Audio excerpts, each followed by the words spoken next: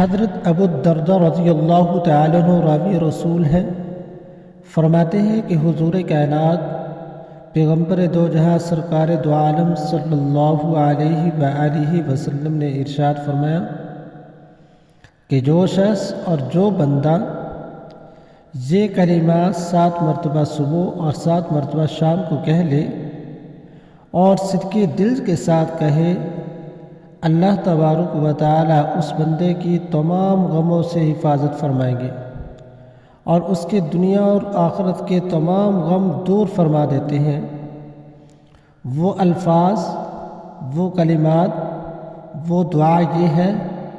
حسبی اللہ لا الہ الا ہو علیہ توکلت وہو رب العرش العظیم۔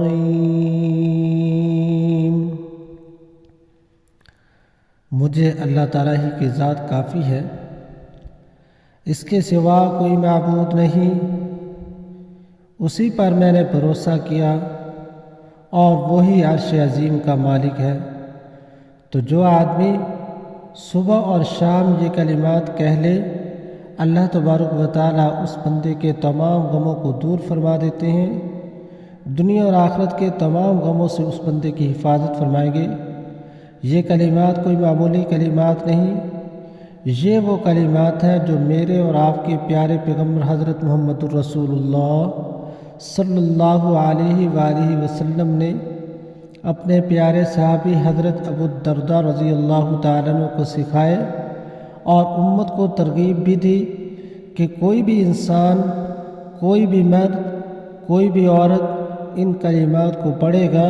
اللہ رب العزت کی ذات اس کے تمام غموں کو دور فرما دے گے،